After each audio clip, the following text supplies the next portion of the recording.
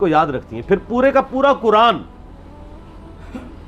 انسانی تاریخ کے کتنے بڑے بڑے واقعات بتاتا ہے جو ختم ہو چکے ہیں. برادران یوسف فوت ہو چکے ہیں لیکن آج تک قرآن میں عبرت کے لیے انہوں نے جو کچھ اپنے بھائی کے ساتھ کیا.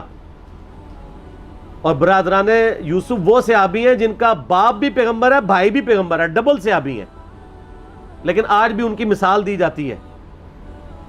تو کوئی اسے کوئی یہ نہیں سمجھتا کہ گستاخی ہو گئی ہے.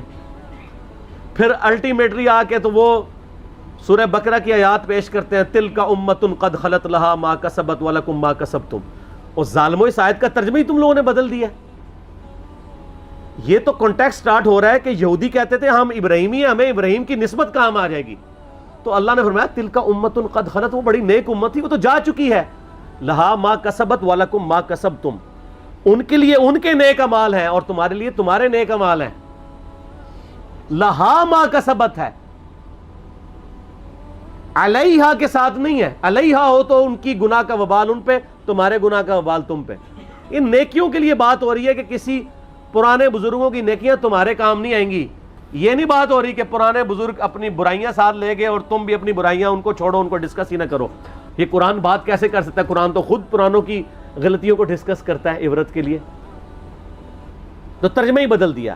یہ یہودیوں کو ٹانٹ کیا گیا تھا کہ تم ابراہیمی ہونے کا دعویٰ کرتے ہو اور کہتے ہو ابراہیم کی نسبت ہمیں کام آئے گی, ان کے نیک اعمال تو وہ ان کے نیک اعمال ان کے لیے تھے. ہم ویسے کر رہے یہی ہیں, یا اللہ جو کچھ بھی ہے تیرے محبوب کی امت سے ہے. اس کے لیے اس کو کنڈیم کرنے کے لیے تھا. انہوں نے پکڑ کے اس کا ترجمہ ہی بدل کے اور ہی مطلب اس میں سے نکال دیا. تو پھر اللہ تعالیٰ کی طرف سے بھی بندے چھوڑ دیے جاتے ہیں نا ایسے لوگوں پہ. پھر جو جھوم جھوم کے کہتے ہیں کہ نہ میں وابی نہ میں بابی, میں ہوں مسلم علمی کتابی, آؤ علمی کتابی بات کرو. تو ان سے یہ پوچھیں کہ یہ جو آپ دفاع صحابہ کانفرنسز کرتے ہیں تو قیامت والے دن آپ سے پوچھا جائے گا کہ آپ نے صحابہ کرام کے دفاع کے اوپر کانفرنسیں کرنی ہے کہ نہیں؟ کیوں نہیں ہے کسی حدیث میں آیت میں؟ تو کیوں کر رہے ہیں؟ تو وہ کہیں گے ہاں پوچھا جائے گا. تو ہم بھی کہتے ہیں ہاں پوچھا جائے گا, بالکل پوچھا جائے گا.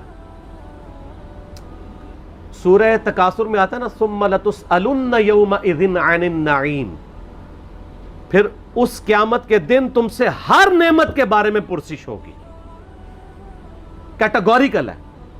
جس کو اللہ نے علم دیا ہے نا یہ اس کے پاس نعمت ہے, اس کے بارے میں پوچھا جائے گا علم آگے تک پہنچایا کہ نہیں, اور نہیں پہنچایا ہوگا تو لعنتی ہوگا وہ.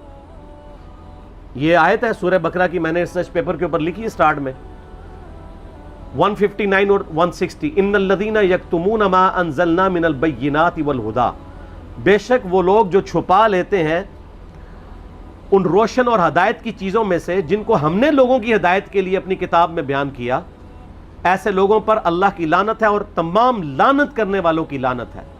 الا الذین تابوا واصلحوا, سوائے ان لوگوں کے جو توبہ کر لیں, اپنی اصلاح کر لیں, وبینوا, اور اصلاح پہ اکتفا نہیں بلکہ وہ لوگوں کو بتا بھی دیں جو کچھ چھپایا تھا.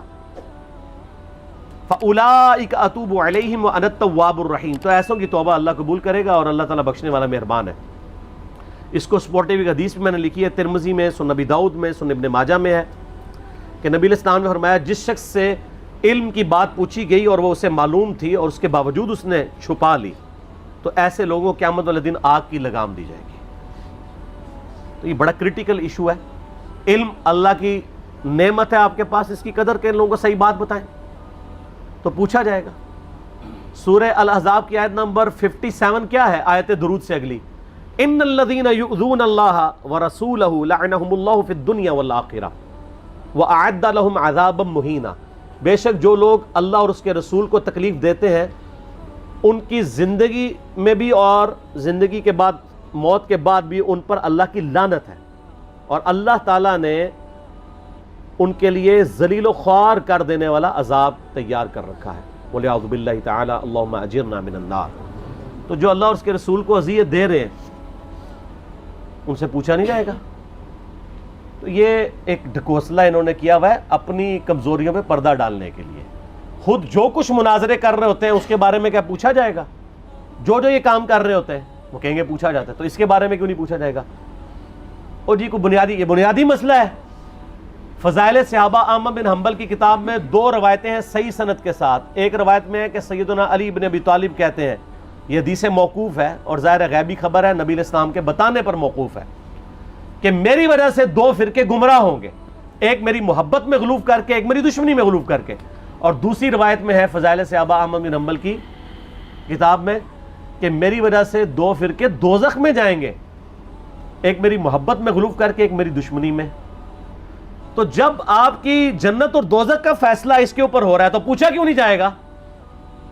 اچھا اپنا کام یہ پورا کر رہے ہیں کہ جو سیدنا علی کی شان میں غلوف کر رہے ہیں ان کو یہ خوب سمجھا رہے ہیں کہ جی آپ اپنے آپ کو صحیح طریقے سے صحیح بندے کا پتر بنا لو ورنہ پوچھا جائے گا.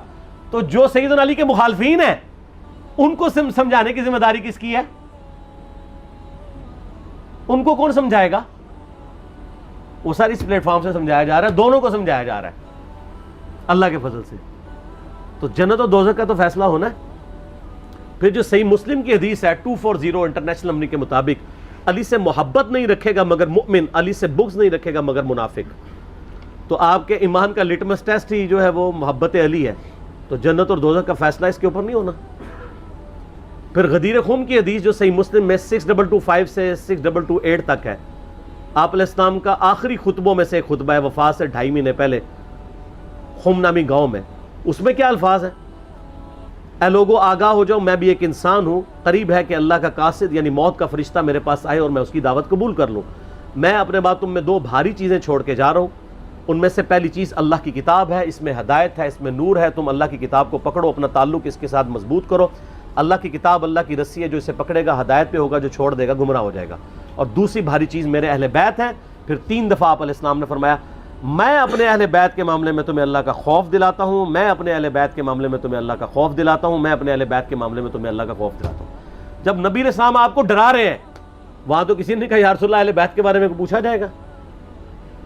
پھر المستدرک الحاکم میں صحیح سند کے ساتھ حدیث ہے انٹرنیشنل نمبر کے مطابق 4712 کہ نبی علیہ السلام نے فرمایا اگر کوئی شخص پوری زندگی حجر اسود اور مقام ابراہیم کے درمیان نمازیں پڑھتا رہے اور روزے رکھتا رہے اور قیامت والے دن اللہ سے اس حال میں ملاقات کرے کہ ہم اہل بیت کا بغض اس کے دل میں ہوا تو اللہ اسے ضرور دوزخ میں داخل کرے گا.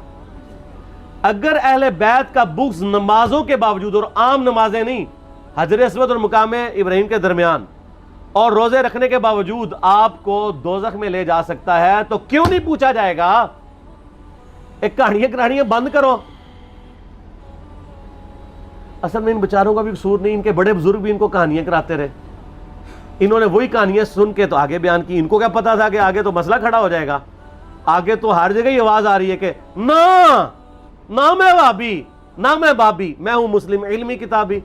ان کے تو گاٹے فٹ ہوگی یہ چیز. تو یہ اتنی ساری آیات اور احادیث اس بات کا ثبوت ہیں کہ یہ سچائی ہے، اور یہ سکوت کا صرف